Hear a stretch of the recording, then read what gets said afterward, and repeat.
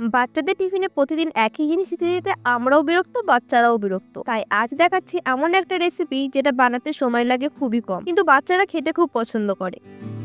রুটি আর একটা ডিম থাকলেই বানিয়ে ফেলা যায়, আর এটা সত্যি এতটা টেস্টি যে বাচ্চারা খুবই পছন্দ করে। বাই দ্য ওয়ে, আমি অপর্ণা, তোমরা দেখছো অপর্ণাস কিচেন ডায়েরি।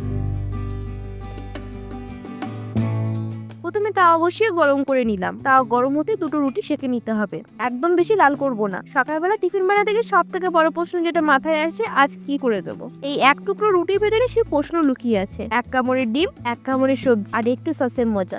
দেখতে ছোট, কিন্তু টিফিন বক্সে রাখলে এটা সবার আগেই শেষ হয়, কারণ বাচ্চারা টিফিনে সেসব জিনিসই খেতে পছন্দ করে যা সব থেকে সহজ আর সিম্পল হয়। রুটিগুলো শাখা হয়ে গেলে নামিয়ে রেখে দেবো।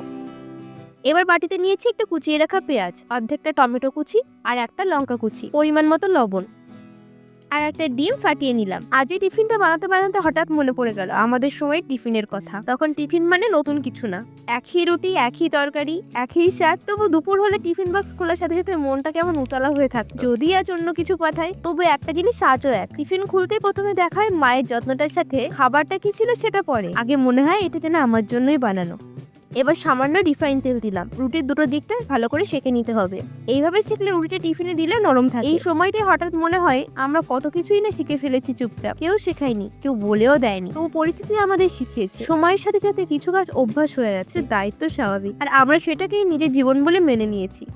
হয়তো এই কারণেই ছোট ছোট মুহূর্তগুলো এখন বেশি দামি লাগে, চোখে পড়ে না, কিন্তু সঠিক সময় এই শেখাগুলোর ওপরেই আমরা ভর দিয়ে দাঁড়াই। ছোটবেলার কথা মনে পড়লে চোখে এক কোনো কোথা থেকে যেন জল চলে আসে। যাই হোক, এবার তাওয়াই ঢেলে দিলাম ডিমের মিশ্রণটা। বাচ্চারা তো বাইরে প্যাকেট জাতীয় খাবার খেতে বেশি পছন্দ করে, কিন্তু সেগুলো তো স্বাস্থ্যের পক্ষে খুবই ক্ষতিকর। তাই সেসব দিক বিবেচনা করে ঘরেতেই কিছু মজার খাবার বানিয়ে নিলাম। বাচ্চারা মজা করেও খায় আর শরীরও ঠিক থাকে। ডিমটা ছড়িয়ে দিতে তার উপর থেকে একটা রুটি চেপে বসিয়ে দিলাম, হালকা চেপে দিলাম যাতে ডিমটা রুটির সাথে ভালো করে লেগে যায়। দেখো, এটা করতে কিন্তু একদমই সময় লাগে না। একটু সেট হলেই সাবধানে উল্টে দিলাম। এখন রুটি আর ডিম একসাথে সুন্দর করে শাখা হচ্ছে। এই সময়ে কিন্তু খুব সুন্দর গন্ধ বেরোয়, এটা বাচ্চাদের খুব পছন্দের।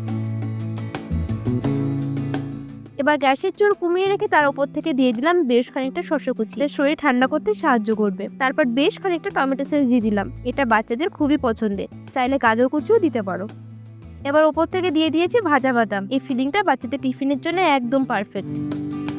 এবার ওপরে আরেকটা রুটি চাপিয়ে দিলাম, হালকা করে প্রেস করলাম যাতে সবকিছু একসাথে থাকে আর টিফিন বক্সে ভেঙে না যায়। এবার এটাকে আরেকটু উল্টে পাল্টে সেঁকে নেব।